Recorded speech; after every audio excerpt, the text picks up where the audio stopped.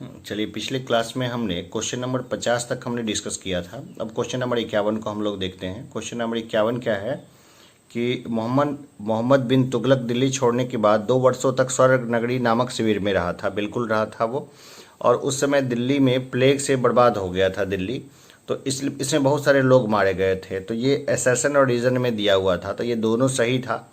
ये दोनों को हमें ध्यान रखना है कि मोहम्मद बिन तुगलक दिल्ली छोड़ने के बाद 2 वर्षों तक स्वर्गद्वारी नामक शिविर में रहा और उस समय दिल्ली प्लेग से बर्बाद हो गई थी और बहुत सारे लोग मारे गए थे। ठीक है, इसको एकदम घोट लेना है कि मोहम्मद तुगलक के शासनकाल में दुर्भिक्षा के कारण दिल्ली व आसपास के क्षेत्रों में काफ़ी संख्या में मानव पशु मारे गए, जिससे महामारी फैल गई थी। अतः उससे बचने के लिए मोहम्मद तुगलक ने दिल्ली छोड़ दी और 2 वर्षों तक कन्नौज के निकट स्वर्गद्वारी नामक शिविर में रहा था। ठीक है, जिस तरह आज पेंडेमिक है ना, उस समय भी पेंडेमिक उस समय भी आया था और आता रहता है। पेंडेमिक का बहुत तगड़ा इतिहास रहा है। 52 नंबर क्वेश्चन को देखें कि इतिहासकार बर्नी ने दिल्ली के सुल्तानों के अधीन भारत को वास्तव में इस्लामी नहीं माना। क्योंकि इसलिए नहीं माना क्योंकि सुल्तान ने मुस्लिम कानून के साथ साथ स्वयं के भी नियम बना दिए थे। यहाँ मैं एक बात बता दूं कि धर्म सिर्फ शासन करने का एक तरीका मात्र है, इसका कोई और महत्व नहीं है। क्योंकि अगर कोई धर्म को मान के शासन करता है तो शासन करना काफ़ी आसान हो जाता है। तो हम लोग देखते हैं कि जियाउद्दीन बर्नी मोहम्मद तुगलक व फिरोज़ तुगलक का समकालीन था। इसने तारीख़ फिरोज़शाही तथा फतवाए जहादरी की रचना की। बर्नी ने भारत के शासन को वास्तव में इस्लामी नहीं माना क्योंकि सुल्तान ने मुस्लिम कानून के साथ साथ स्वयं के भी नियम क्या किए थे, मतलब लगा दिए थे। सिर्फ मुस्लिम कानून के अनुसार से वो शासन नहीं करता था और संभव भी नहीं था। अब हम लोग देखते हैं कि भारतीय इतिहास में सूफीवाद। ठीक है ना, तो भारतीय इतिहास में सूफीवाद जो है वो शेख नसीरुद्दीन चिराग ए देहलवी शेख निजामुद्दीन औलिया का शिष्य था। ठीक है ना, सूफीवाद में शेख नसीरुद्दीन चिराग ए देहलवी शेख निजामुद्दीन औलिया का शिष्य था। बिल्कुल था। भारत में सूफियों की कादरी पद्धति सबसे पहले शेख नियामतुल्लाह और मखदूम मोहम्मद जिलानी द्वारा लागू की गई। दरअसल ये सब एकदम घोट लीजिए। अगर आप यूपीएससी दे रहे हैं इस बार या बीपीएससी देंगे तो यहीं से सवाल आएंगे, कहीं और से सवाल आने का चांसेस नहीं है। ठीक है, और बहुत कम व्यू है मेरे चैनल पे, तो अपने रिलेशंस में और बाकी लोगों को भेज दीजिए इसको ताकि वो लोग भी देखें। तो देखिए क्या है कि नक्शबंदी संप्रदाय के सूफी संत शेख अहमद सरहिंदी अकबर व जहांगीर के समकालीन थे। कादरी संप्रदाय को भारत में प्रथम बार शेख निजामुद्दौला है ना, ये लेके आए थे। निजामतुल्लाह जिनकी मृत्यु हो गई थी 1430 ईस्वी में, तथा मखदूम मोहम्मद जिलानी जिनकी मृत्यु हो गई थी 1517 ईस्वी में, ये लेकर के आए थे। ठीक है, तो ये बेसिक्स है, ये बिल्कुल मालूम होना चाहिए क्योंकि यूपीएससी और बीपीएससी इसके अलावा कहाँ से क्वेश्चन लेके आएगा। बार बार तो रिपीट हो रहे हैं ये सारे चीज़, कभी यहाँ से कभी वहाँ से, थोड़ा बहुत घुमा के देंगे, तो इसलिए पढ़ते रहिए लगातार ही। अब यह है कि सम्राट अकबर ने 1581 ईस्वी में विशाल सेना सहित अफगानिस्तान की ओर कूच किया था। ठीक है, और क्यों किया था कूच, तो अकबर ने काबुल जीतकर साम्राज्य विस्तार के उद्देश्य से अफगानिस्तान की ओर सैनिक अभियान किया था। और बस ये है कि फरगना और या अपने पैतृक देश जाने का उसका कोई इरादा नहीं था, उसने बस सैनिक अभियान किया था बाबर ने। और 55 नंबर क्वेश्चन को देखें तो शाह आलम द्वितीय ने साम्राज्य में प्रारंभिक वर्ष अपनी राजधानी से दूर व्यतीत किए। ठीक है ना, शाह आलम द्वितीय जो था वो साम्राज्य में प्रारंभिक वर्ष अपनी राजधानी से क्या किया, दूर व्यतीत किया ना। शाह आलम द्वितीय गद्दी पर बैठने के बाद अपने वजीर नजीब खान रोहिल्ला के डर से प्रारंभ में अपने राजधानी से दूर अन्य जगह पर रहा। नजीब खान की स्थिति उस समय अत्यंत मजबूत थी। ठीक है ना, शाह आलम द्वितीय के समय में क्या हुआ था कि अपना वजीर जो था उसका वो शहंशाह से ज़्यादा मजबूत था। 56 को देखें तो सलुवा नरसिंहा ने प्राचीन राजवंशों को समाप्त कर राजवंशी पदवी धारण की। बिल्कुल ऐसा किया था। हम लोग देखें तो विजयनगर के शासक सलु नरसिम्हा ने विरूपाक्ष द्वितीय, संगम वंश का अंतिम शासक था विरूपाक्ष द्वितीय, को पराजित करके 1485 ईस्वी में सालू वंश की स्थापना की है ना। संगम वंश के बाद सालू वंश आया था, तो उसकी वीर नरसिम्हा ने उसको लाया था। क्यों, किसको ख़त्म करके? तो विरूपाक्ष द्वितीय को वहाँ से हटा करके। तो हम लोग को जो है ना थोड़ा संगमकालीन इतिहास वगैरह भी थोड़ा बहुत जानना जरूरी है। थोड़ा बहुत क्या, जितना डीप में जानेंगे उतना ही सेफ रहेंगे।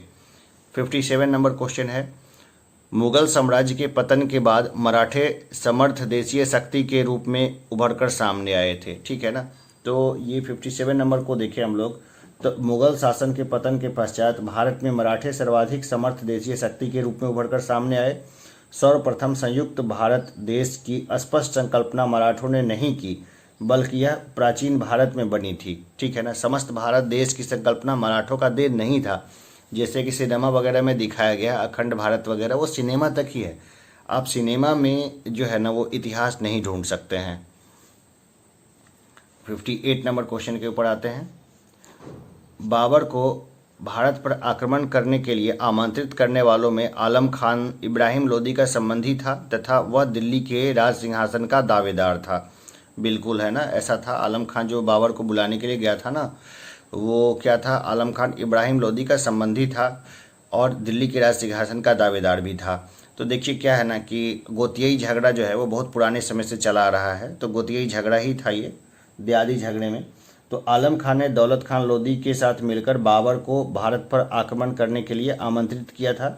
पानीपत के प्रथम युद्ध यानी 1526 में इब्राहिम लोदी बाबर के हाथों पराजित हुआ। ठीक है ना। इब्राहिम लोदी क्या हुआ था, बाबर के हाथों पराजित हो गया था, खत्म हो गया इसके बाद। अब है 59 नंबर क्वेश्चन। हम लोग जानते हैं कि धर्मट का युद्ध औरंगजेब तथा दारा सिकोह के बीच हुआ था। ठीक है। धर्मट का युद्ध जो था औरंगजेब तथा दारा सिकोह के बीच में हुआ था, हम लोग जानते हैं इसको। क्या है कि धर्मट का युद्ध शाहजहां के उत्तराधिकारियों यानी औरंगजेब तथा दारा सिकोह के मध्य 1658 में लड़ा गया। दारा सिकोह औरंगजेब द्वारा पराजित हुआ था। दारा सिकोह का गर्दन काट दिया गया था। ठीक है ना, वो इतिहास में आप देखेंगे उसको, लेकिन दारा सिकोह क्या पराजित हो गया था और वहाँ से जो है इतिहास ही मुड़ जाता है। 60वां नंबर क्वेश्चन है, मुगल साम्राज्य जहांगीर शाह के शासन का समय से पूर्व अंत हुआ। तो ऐसे अंत हुआ कि एक युद्ध में वे अपने भतीजे द्वारा क्या हुए, पराजित हो गए थे। एक युद्ध में अपने भतीजे द्वारा पराजित हो गए थे और अब वह अपने भतीजे फर्रुखसियार के द्वारा पराजित हुए। इसकी मदद सैयद बंधुओं ने की थी, है ना। जिसे फर्रुखसियार की मदद किसने की थी, सैयद बंधुओं ने की थी और वो पराजित हो गए। अब हम लोग आते हैं 61 नंबर क्वेश्चन के ऊपर आते हैं। तो हिंदू देवी देवताओं तथा मुस्लिम संतों की प्रशंसा में रचित गीतों का संग्रह किताब ए नौरस इब्राहिम आदिल शाह द्वितीय द्वारा लिखा गया था। भारत में कव्वाली से जाने जाने वाली संगीत शैली के प्रारंभिक रूप के आरंभक अमीर खुसरो थे। ये दोनों ही घोट लीजिए कि हिंदी देवी देवता तथा मुस्लिम संतों की प्रशंसा में रचित गीतों का संग्रह किताब ए नौरस इब्राहिम आदिल शाह द्वितीय द्वारा लिखा गया था। भारत में कव्वाली से जाने जाने वाली संगीत शैली के प्रारंभिक रूप के आरंभक अमीर खुसरो थे। ठीक है ना, ये दोनों ही चीज़ें हैं। और हम लोग देखें तो इब्राहिम आदिल शाह द्वितीय बीजापुर का शासक था जिसने किताब नौरस की रचना की। अमीर खुसरो को भारत में कव्वाली के पिता के रूप में जाना जाता है। ठीक है ना, अमीर खुसरो जो है तूतीय हिंद, वो कव्वाली के पिता भी थे। 62 नंबर क्वेश्चन पे आते हैं। ये रहा हमारा कि सुल्तान कुतुबुद्दीन ऐबक की मृत्यु चौगान की क्रीड़ा के दौरान अश्व से गिरने से हुई। चौगाना पोलो जैसा एक खेल होता है, तो घोड़े से गिर गए थे अफगानिस्तान में। इस तरह से कुतुबुद्दीन ऐबक जो गुलाम वंश के संस्थापक सुल्तान थे, उनकी डेथ हो गई, गुलाम वंश वाले। तो हम लोग देखें इसमें कि क्या हुआ था कि कुतुबुद्दीन ऐबक की 1210 में चौगाना यानी पोलो खेलते हुए घोड़े से गिरकर मृत्यु हो गई। इसके बाद आराम शाह गद्दी पर बैठा। कुतुबुद्दीन ऐबक ने उत्तर भारत में 1206 में प्रथम स्वतंत्र तुर्की साम्राज्य की नींव डाली थी। ठीक है, तो ये भी बहुत महत्वपूर्ण है। अब हम लोग 63 नंबर क्वेश्चन को हम लोग पूरे डिटेल से देखते हैं। तो नरसिम्हा सुलभ ने संगम वंश का अंत किया और सुलभ वंश का प्रारंभ किया। वीर नरसिम्हा ने अंतिम सुलभ शासक को गद्दी से उतारकर राज सिंहासन छीना। वीर नरसिम्हा ने अंतिम सुलभ शासक को गद्दी से उतारकर राज सिंहासन छीना। वीर नरसिम्हा के उत्तराधिकारी उनके अनुज कृष्णदेव राय थे। कृष्णदेव राय के उत्तरवर्ती उनके अर्ध भाई अच्युत राय थे। ठीक है ना, ये सारे क्वेश्चन जो है ना रिपीट वाले क्वेश्चन हैं। यूपीएससी यही क्वेश्चन को बार बार घुमाती है, इसी टॉपिक पर लेके आती है। तो एक बार मैं कोशिश करूंगा कि पूरी इतिहास की अलग अलग सीरीज चलाऊं। आप मुझे कमेंट बॉक्स में बता देना, तो मैं इतिहास की अलग अलग सीरीज चलाऊंगा। चलो, तो हम लोग देखते हैं इसके बाद कि नरसिम्हा सुलभ ने संगम वंश को समाप्त कर राज सिंहासन पर अधिकार कर लिया और सुलभ वंश की नींव डाली। वीर नरसिम्हा ने अंतिम सुलभ शासक को गद्दी से उतारकर तुलु वंश की स्थापना की। वीर नरसिम्हा के उत्तरवर्ती कृष्णदेव राय एवं कृष्णदेव राय के उत्तरवर्ती शासक अच्युत राय थे। ठीक है, तो ये ऐसे क्वेश्चन हैं जो बार बार जो है आपको रिपीटिशन में मिल जाएगा कि है ना ये क्वेश्चन। तो हम लोग इस सारे क्वेश्चंस को देखेंगे। ये मेरा एक तरह से मैंने आप लोग के लिए नोट्स के फॉर्मेट में रखा है। क्वेश्चन नंबर 64 को देखें हम लोग कि दिल्ली सल्तनत के तुगलक राजवंश का अंतिम शासक नासिरुद्दीन महमूद था, है ना। दिल्ली सल्तनत के तुगलक राजवंश का अंतिम शासक कौन था? नासिरुद्दीन महमूद।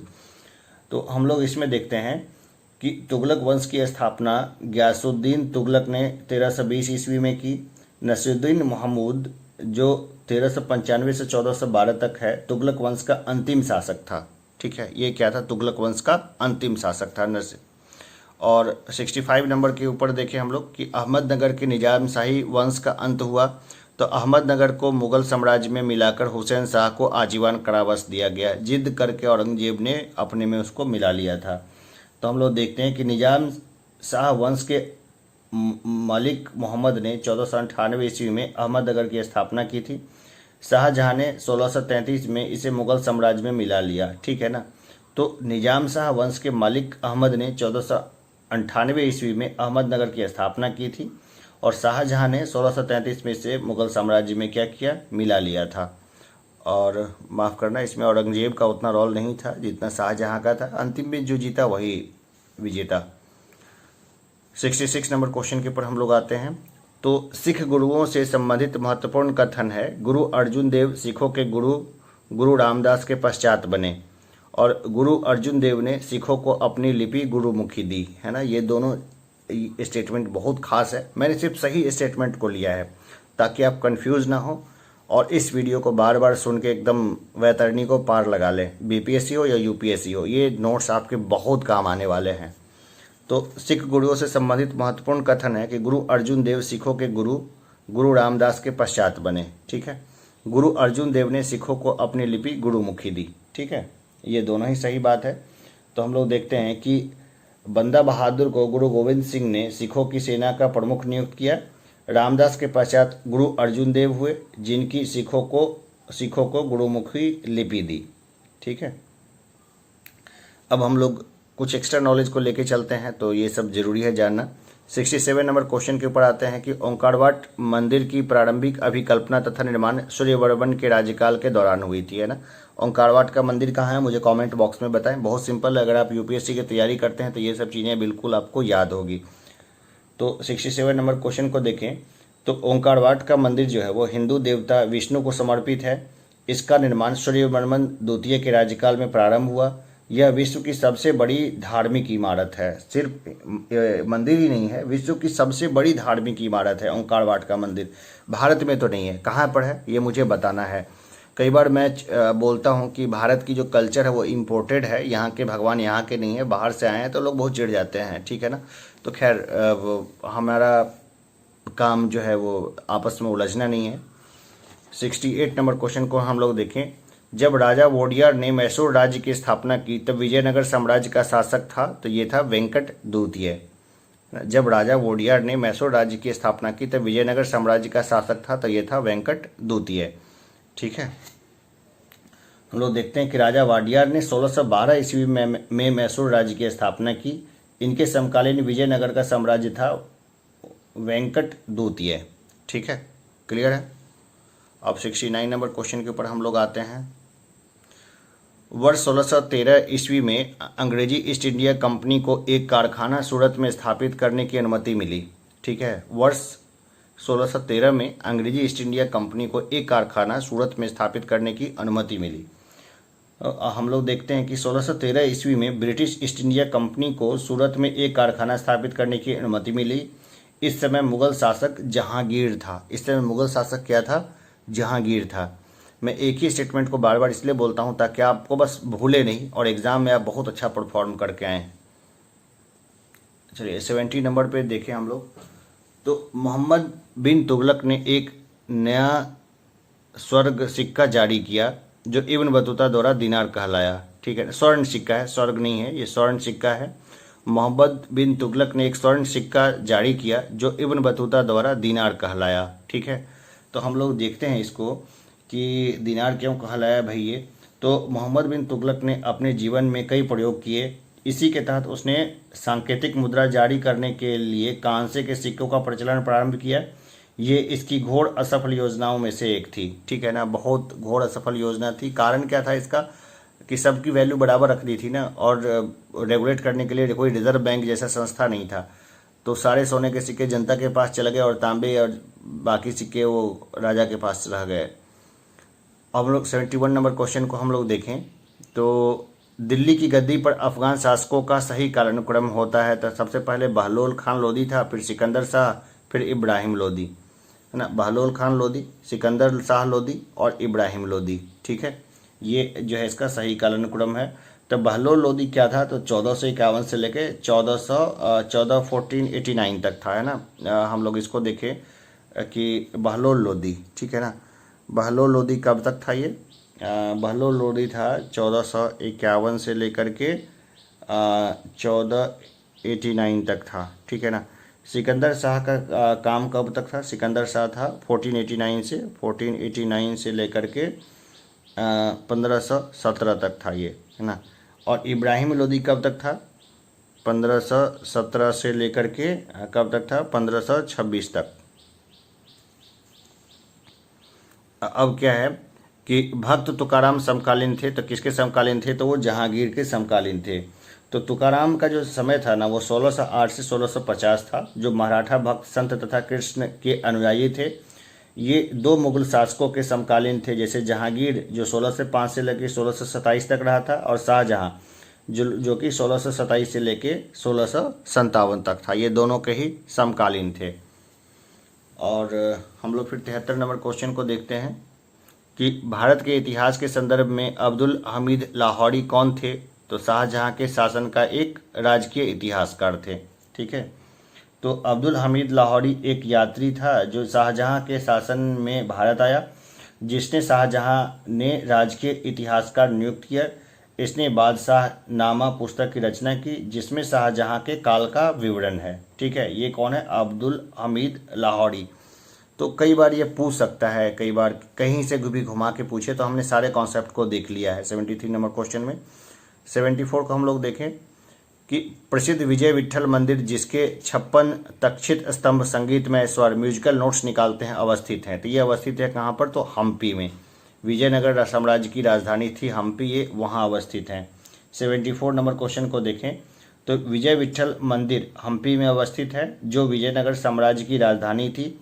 इसका निर्माण कृष्णदेव राय द्वारा कराया गया था, है ना। राजा कृष्णदेव राय के द्वारा। बहुत राजा मस्त हैं। मैं नंदन पढ़ता था बचपन में, तो उसमें तेनालीराम और राजा कृष्णदेव राय की काफ़ी कहानियाँ रहती थी। हर बार छपता ही छपता था। चलिए अब हम लोग जो है ना 75 नंबर क्वेश्चन के ऊपर आते हैं।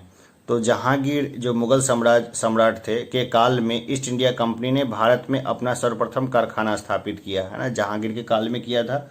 तो विलियम हॉकिंस जहांगीर के दरबार में आया।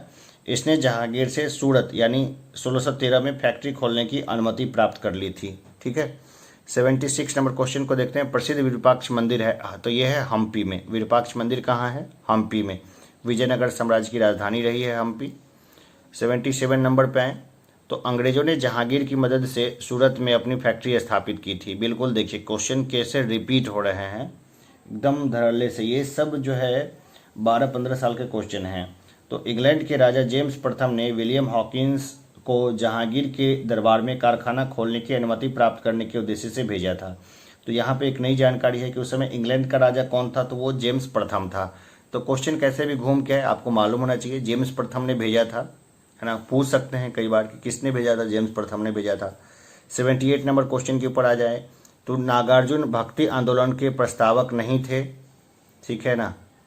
तो नागार्जुन क्या थे, भक्ति आंदोलन के प्रस्तावक नहीं थे, ये कुछ और थे। ये क्या थे हमें बताना है, नहीं तो मैं बता दूंगा। तुकाराम, त्यागराज, वल्लभाचार्य भक्ति आंदोलन के प्रस्तावक थे, ठीक है ना। ये सब भक्ति आंदोलन के संत थे। कौन थे, त्यागराज, तुकाराम, वल्लभाचार्य, ये सब थे। तो हम लोग देखते हैं इनको 78 नंबर क्वेश्चन में कि नागार्जुन भक्ति काल के पहले के दार्शनिक थे। ये माध्यमिका दर्शन के प्रणेता थे। माध्यमिका दर्शन के प्रणेता कौन थे, तो ये नागार्जुन थे, ठीक है ना। ये भक्ति काल के पहले के संत थे, ठीक है, क्लियर है। 79 नंबर क्वेश्चन के ऊपर हम लोग आते हैं। तो ध्रुपद प्रमुखतः भक्ति और अध्यात्म का संगीत है। ध्रुपद क्या है, प्रमुखतः भक्ति और अध्यात्म का संगीत है। ध्रुपद अलाप मंत्रों से लिए गए संस्कृत अक्षरों पर आधारित है, ठीक है। ध्रुपद प्रमुखतः भक्ति और अध्यात्म का संगीत है। ध्रुपद अलाप मंत्रों से लिए गए संस्कृत अक्षरों पर आधारित है, ठीक है। 79 नंबर को देखिए हम लोग। तो ध्रुपद भक्ति एवं आध्यात्मिक संगीत है। ध्रुपद के अलाप मंत्र संस्कृत के श्लोकों पर आधारित है, ठीक है, क्लियर है।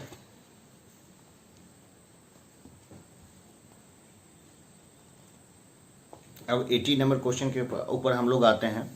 तो मध्ययुगीन भारत के इतिहास के संदर्भ में सूफी संत किस तरह के आचरण का निर्वाह करते थे, तो ये ध्यान और श्वास नियमन करते थे, एकांत में कठोर यौगिक व्यायाम करते थे, श्रोताओं में आध्यात्मिक हर्षोन्माद उत्पन्न करने के लिए पवित्र गीतों का गायन करते थे, ठीक है ना। तो मध्ययुगीन भारत के इतिहास के संदर्भ में सूफी संत क्या क्या करते थे, तो ये 3 चीज़ें हैं जो बहुत महत्वपूर्ण हैं, ये आपको बिल्कुल ध्यान रखना है।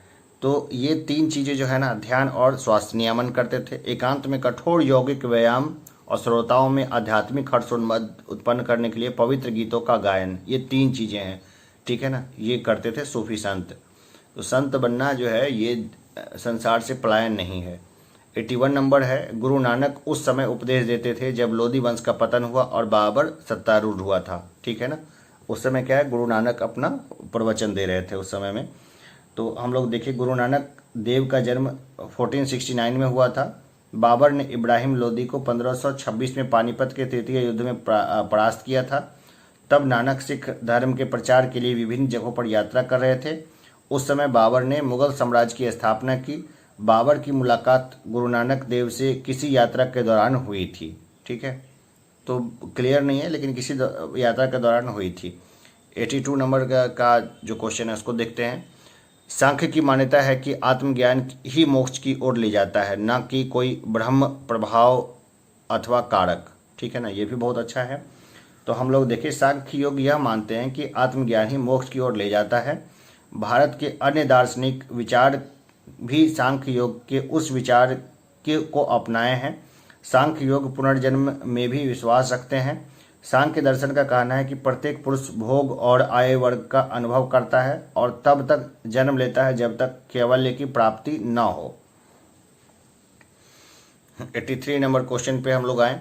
तो 1905 में लॉर्ड कर्जन द्वारा लिया गया बंगाल का विभाजन बना रहा। 1905 में लॉर्ड कर्जन द्वारा लिया गया बंगाल का विभाजन बना रहा। सम्राट जॉर्ज पंचम द्वारा दिल्ली में 1911 के शाही दरबार में कर्जन के अधिनियम को निराकृत किए जाने तक, ठीक है। तो हम लोग जानते हैं कि सन 1911 में जॉर्ज पंचम भारत आए। इस उपलक्ष्य में दिल्ली दरबार का आयोजन किया गया था। भारत की राजधानी को कलकत्ता, जो कोलकाता बोलते हैं आज से दिल्ली स्थानांतरित किया गया तथा बंगाल विभाजन को रद्द किया गया, ठीक है।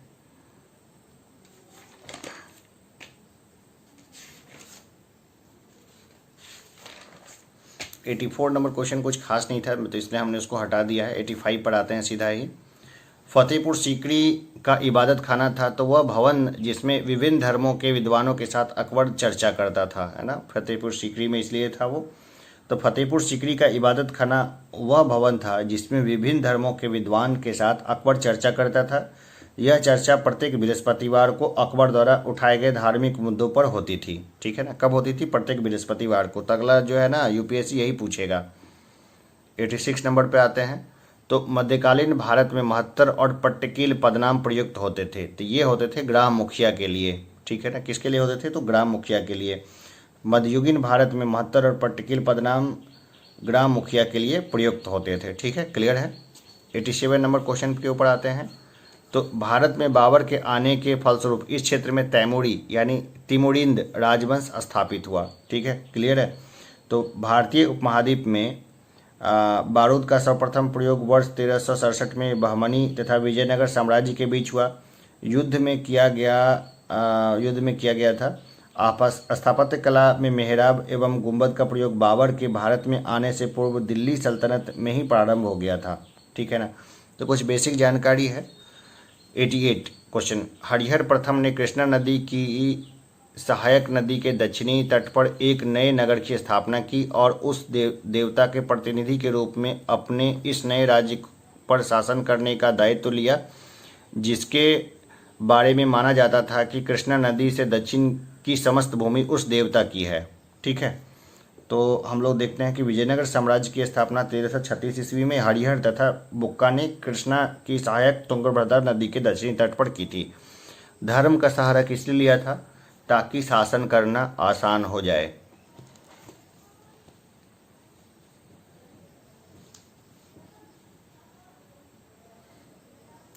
भारतीय इतिहास के मध्यकाल में बंजारे सामान्यतः क्या थे? तो ये योद्धा थे, है ना। जैसे कि हम लोग देखते हैं कि भारत में बंजारे लोग ट्रांसपोर्टरों का सामान एक स्थान से दूसरे स्थान तक ले जाते थे और जो सामान वे ले जाते थे उनमें नमक, अनाज, जलाऊ लकड़ी और पशु शामिल थे।